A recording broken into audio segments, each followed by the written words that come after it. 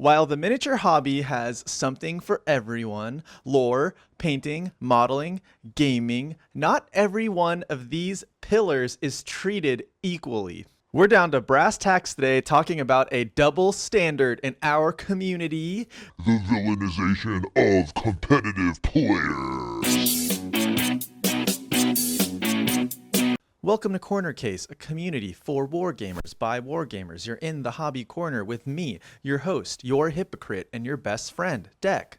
Time of recording, I have not uploaded a video in quite a while, so I wanted to extend a big Corner Case thank you to all y'all cornerstones out there supporting the channel in the interim. Before we get into a double standard of competitive play, let's thank our patrons. I'd like to extend a big Corner Case thank you to all of our supporters on Patreon. You are what make this channel possible. And an extended thank you to everyone who supports the channel in non-monetary ways. Building community is absolutely the best part of the hobby. Back to the show. And one more plug before we move on to the content. Do you enjoy a little fun in the sun, a little competitive infinity? Well, Battle by the Beach occurring next week from March 17 to March 19 over in Santa Cruz, California, sponsored by the lovely folks over at Mythic Games. It might be the event of the year for you. There's still some space available, so if you are so inclined, I cannot participate this year, but please, I would super appreciate if I could live vicariously through all of you. That's Mythic Games Battle by the Beach, the premier California Coast Infinity Tournament.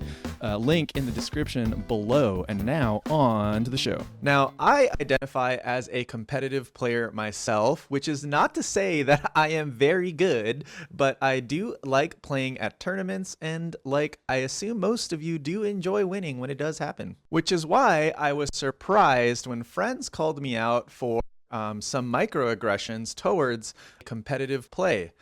In my video, 3 ways your hobby might be sabotaging itself. I do talk about competitive play in a way that can sound pretty judging. Now, having thought about it, I realized my intent in that moment was to create an atmosphere that felt welcoming for new players or not competitive players. And in doing so, the way I did that, I unintentionally and inadvertently drew a line between competitive players and everyone else. But you know, I don't think that I'm the only one. I think in general, competitive players don't always get the respect they deserve from the community at large. And there are a lot of microaggressions, like being called a spike, or being called a tryhard, or a neckbeard, or calling playing 40K competitive codex reading. Where are the microaggressions and the name calling for people who are good at other aspects of the hobby? You know, I've never seen someone turn up to their local game store game night with a freshly painted batch of models and been called a tryhard for having it done. You know, I've never seen anyone be called a lore whore. I hope I just made that one up. Defective, if you're watching this, you're a lore whore. And I've never seen anyone build, terrain or a board and get shamed for it. But why is it that we have microaggressions for competitive play? In fact, I think hobbying and specifically painting, it doesn't matter what your skill level is. Generally, you're going to be respected for having put in the hard work and your work celebrated. So let's contextualize. Let's imagine you've been starting a new army. You've been spending a couple weeks painting your new army. You finally have enough points to feel comfortable bringing it to game night, show up to your game store, plop down your brand new army. Boom, universally, everyone is going to celebrate that you've painted an army. Like, wow, what a great accomplishment. And when you play, people who aren't playing with you walk by the table, they see your stuff. Wow, so cool. What is that? And it's an extremely validating experience, and your hard work is respected and recognized. Now imagine you're someone who enjoys playing at tournaments. You spent a lot of hours learning your army, learning the missions, learning the nuances of the game, learning your matchups. Now, while this won't happen all the time, sometimes you'll plop down your army and your opponent will say, "Oh, you brought that?"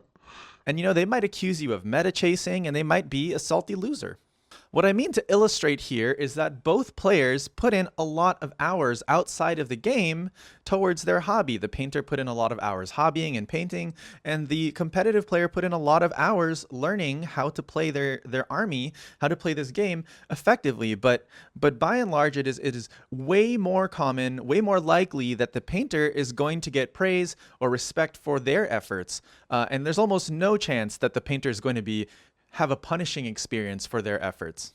Obviously, this isn't universally true. It definitely depends on your personality, on your play groups, but I think it's probably true very often in groups that are not friends first, and I would consider that a lot of local game store setups where, half the guys in there, you play games with them, but maybe you're not really friends afterwards. And I think there are a lot of mechanical reasons why this double standard is true as well. I mean, the biggest of which is definitely like when you're painting, you're not painting versus someone most of the time. Obviously, if you're the crystal brush guy, or if you're going to a tournament, they have like a best painted award, fine.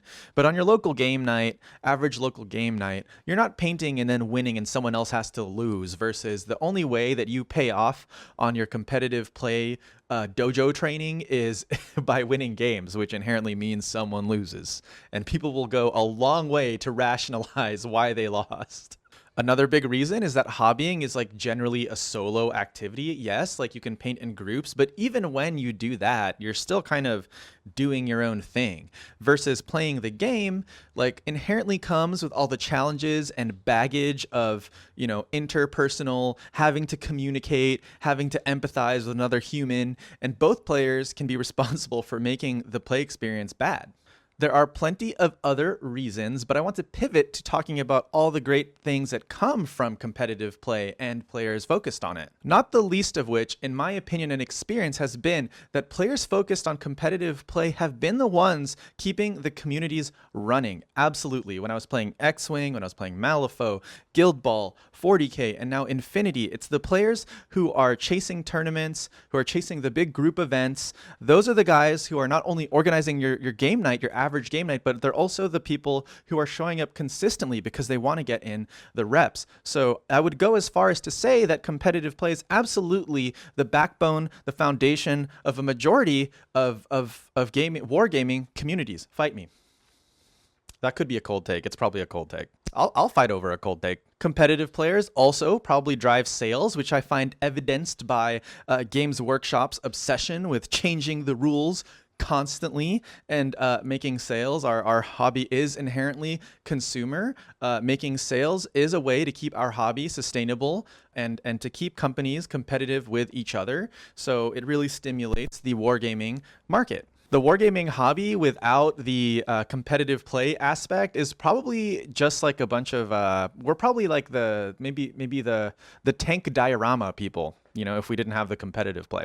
So key takeaways is, competitive players put in a lot of work into the hobby that can very often go unrecognized. And moving forward, I no longer will be delineating between competitive players and everyone else. All sides, all pillars of the hobby are super important. I want to advocate for more play, more competitive play, and drawing a distinction just for competitive players doesn't serve that.